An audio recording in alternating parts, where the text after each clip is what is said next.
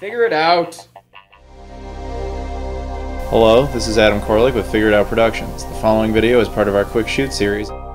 Hey guys, it's Adam here, and so I'm sure you're already aware, but I recently took a trip out to Europe. Specifically, I went to Ireland, and then ultimately I went out to the UK. When I was in the UK, I spent most of my time in what's called the Midlands, which I'll talk more about later, but I spent 4 days in London, specifically for the function of going to Star Wars Celebration, which I'll show you a little bit of footage of in a minute. And first I just wanted to show you guys some like cool stuff that I did while I was there before we go into the game store tour, which I swear that's what this video is. It's a game store tour plus pickups. But this thing, all right, so I have to talk about this thing because it was amazing. This is a basically an air rail like car deal. I don't even know really what to call it. Made by Emirates Airlines. And the function of it is basically just to get you from one side of the, I believe it's the Thames River. I apologize if I pronounced that incorrectly. This river you see right there. That's functionality-wise, that's all it is. But it's a really cool thing, as you can see. Just you get an amazing view out of it. It's a nice, slow, leisurely ride. It's kind of like something you'd expect out of Disneyland, just to kind of observe the whole place. Really, really cool. And it was only £2 to ride. So that was fantastic. It was just, you know, and it basically connected our hotel to the convention center. The convention was at the Excel London. Really awesome. So we get in there, we get in line, and then these people here are really, really cool. They just out of nowhere, they called out my name. They're like, Fjorbe, which is my nickname on Beer and Board Games, a show I work on. Turns out they were big fans of the show. They had no idea that I was going to be there. They just saw me and just, you know, were like, hey, Fjorbe. So that was really complimentary. I'm in there for like a minute before I'm getting recognized, which I wasn't expecting to get recognized at all at Star Wars Celebration because, you know, Star Wars Celebration, I mean, Star Wars fans, I never talk about Star Wars. I have to side note here. We thought this was just a really good cosplay. Turns out that actually was Anthony Daniels, and we didn't know that until afterwards, which was kind of amazing. But yeah, the Star Wars Celebration was a lot of fun. Primarily went because my girlfriend's I like Star Wars, but she likes Star Wars. Like, she was, you know, like, we have to go to this. You know, we have to go. We're going to be in the UK anyway. We have to go. And I was like, all right, no problem. So we made that happen. Yeah, but it was a lot of fun. Ended up buying, I got like t-shirts and stuff. I don't really buy much in the way of Star Wars merch, but I did get a couple of t-shirts out of it. Went to a few panels. This was Carrie Fisher's panel, so we actually got to see her speak. I highly recommend watching this on YouTube. Just look up Carrie Fisher 2016 panel at Star Wars Celebration. This scene right here, so check this out. She reenacted the scene. That's Warwick Davis on the left. He played Wicket the Ewok in Return of the Jedi, and of course it's Carrie Fisher. They reenacted the scene in which, you know, he's like poking her to wake her up, and that's her dog, Gary Fisher, and he got like all super defensive of her. So I only showed little bits of it here. You can watch the whole thing online. But he started like attacking Warwick Davis. But of course he's a harmless little pug, but to Warwick Davis it's like half his size. It was an amazingly funny panel, and I can't recommend it enough. I had an absolute blast at that. Yeah, overall the convention was great. I had a really good time. As you can see, I mean, you know, my girlfriend ended up buying a lot of like Star Wars figures and stuff. She got this exclusive Kylo Ren figure. Again, I love Star Wars, but I've never been too into the merchandise side of things, which I know is kind of bizarre, but it is what it is.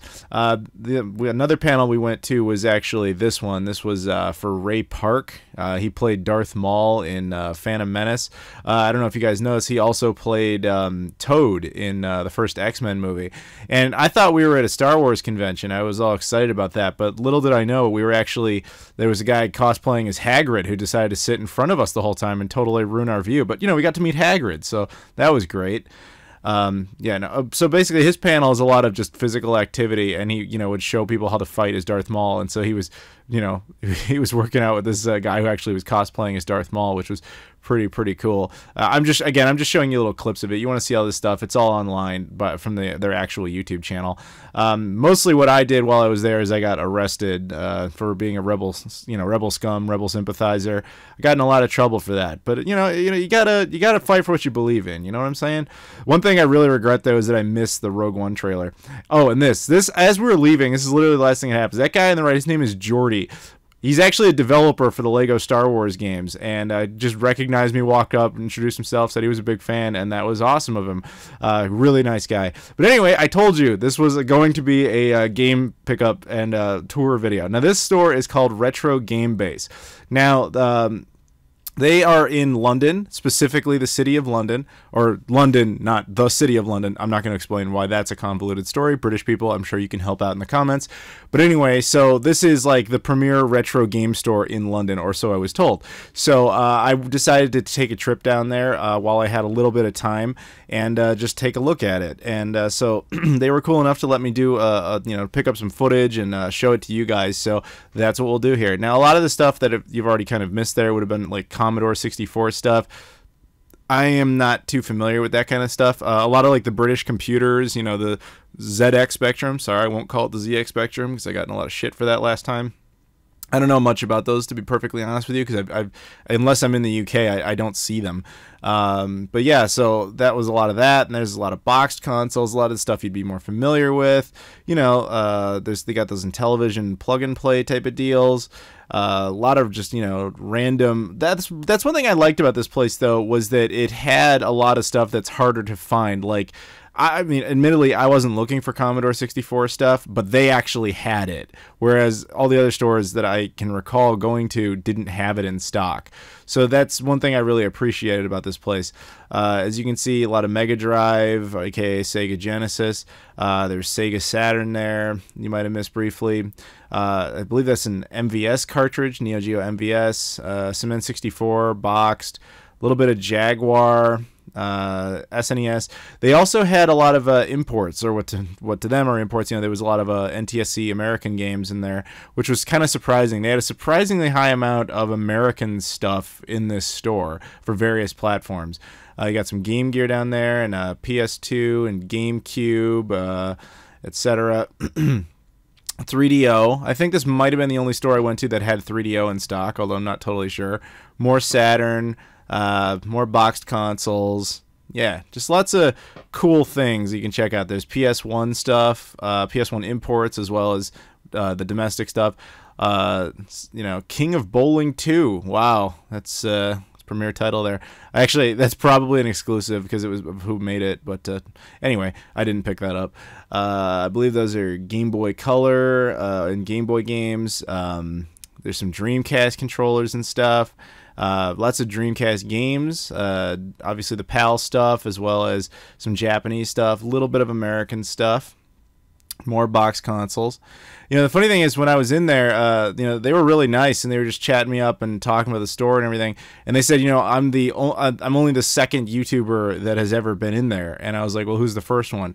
And he says, and then they said PewDiePie. I was like, PewDiePie? They're like, yeah, PewDiePie. PewDiePie apparently frequents the store. Apparently he lives somewhere within the vicinity. But yeah, that's all the information I got. But anyway, I thought, I was like, wow, that's too bad. That would have been kind of cool. I met PewDiePie once briefly at PAX Prime in Seattle, but you know, it would have been weirder. It would have been cooler to just have more of a one-on-one, but I don't know, you know, why that would happen. Anyway, Xbox Kiosk, which is kind of cool. More Mega Drive and 2600 games there, all loose, you know. Some random things, aftermarket GameCube controllers. Those are becoming really popular right now. Same with N64 stuff. Some random things like that thing. I don't know what that was. I'd never seen that before. Bins full of controllers and all sorts of accessories and cables and loose Master System stuff. Famicom carts. Surprisingly, a lot of Famicom carts in there. Yeah, lots of stuff. I didn't like go through all this stuff. But yeah, lots of just random computers and boxes and just stuff, you know. More things, parts and stuff, probably for maintenance. Cool Sonic poster set up there. And then over here they had a lot of Super Nintendo games, both loose and, of course, or they were all loose, but they had both PAL and NTSC is what I should have been saying, and probably some Super Famicom in there, some OG Xbox, which, of course, I was heavily interested in finding, which this was their Xbox section, which I gotta admit I was a little disappointed on, but I was finding that was kind of a trend, because every time I would go to a store and ask about OG Xbox, they would always have some small section. I would ask them, like, you know, why is that? And they basically told me, like, nobody buys original Xbox, so a lot of the stuff just gets thrown away. And I'm like, oh, that sucks. Especially the stuff I'm looking for, because I'm looking for the exclusives, and a lot of the exclusives, frankly, are totally worthless.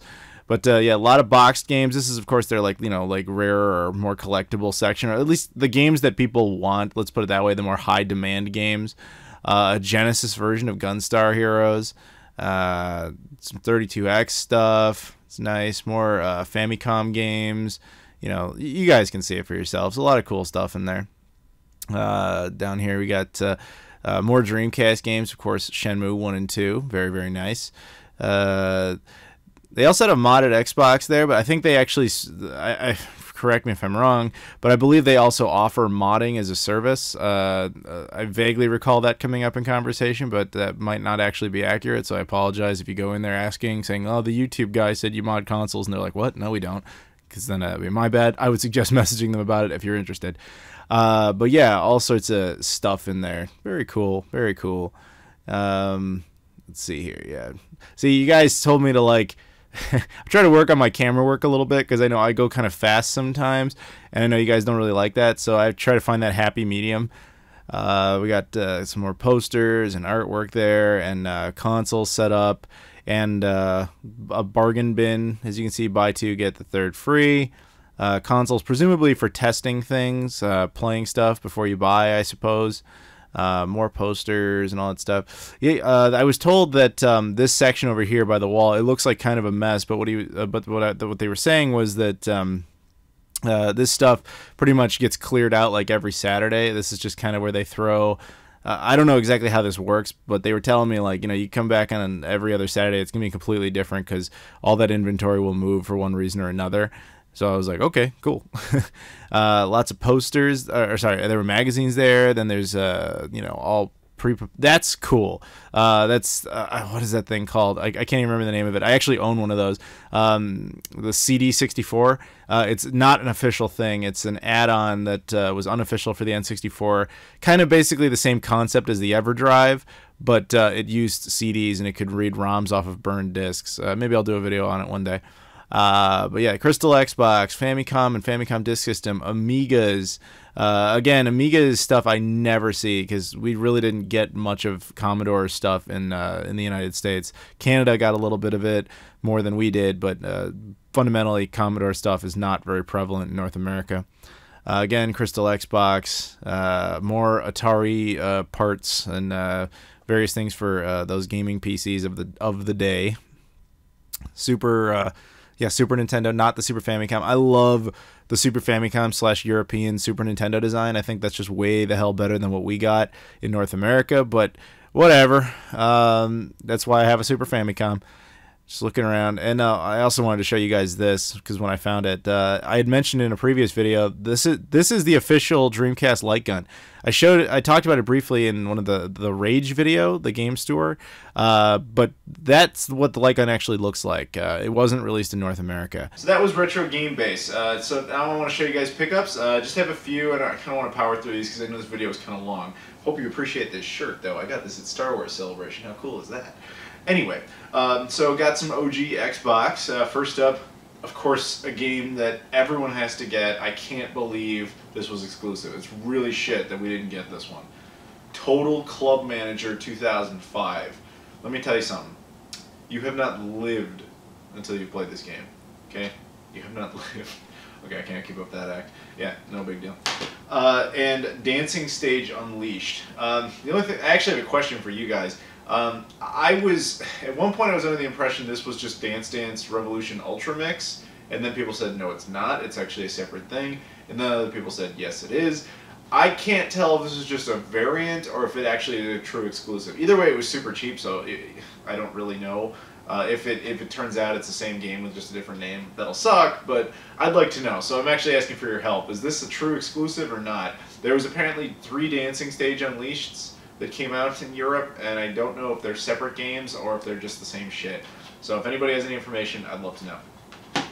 Next up, and I was happy to get this one, F1 Racing Championship. This game I tried to buy 2 years ago when I was in the UK. It is a PAL exclusive, and it completes my PAL exclusive N64 set. There were 4 totally exclusive games, plus 3 that they got, that Japan also got, that we did not get. The 4 totally exclusive games, this is one of them. I have it now. I also have the Dreamcast version, so that Dreamcast version's better. But yeah, nice to have that and get that off the list. And then finally, I was really happy to find these. I got some Amiga CD32 games. Now that's a console that never came out in the United States. Did come out in Canada though, very briefly. However, I don't have that version. I have the British version, and all my games are the British versions of the games. That console was not that successful, but it did fairly decently in the UK. So that's the only place I ever find any games for it. But even over there, it became a true chore. You know, I walked around, I was like, do you have any CD32 stuff? And everyone's like, no. But this store did. So I picked up the only 2 games they had for it, which thankfully aren't games I had. The first was the Kiosk engine. And I don't know anything about these games. They were simply games I didn't have. They were cheap. That's it. That's really the only reason. And the other one is Morph. So there you go. I ripped this game. It's a 4 megabyte game. It is tiny. But yeah, that's it. That's all of my pickups from Retro Game Base. I want to thank them again for letting me do the store tour in there. Thank you guys for watching, and I'll see you all later.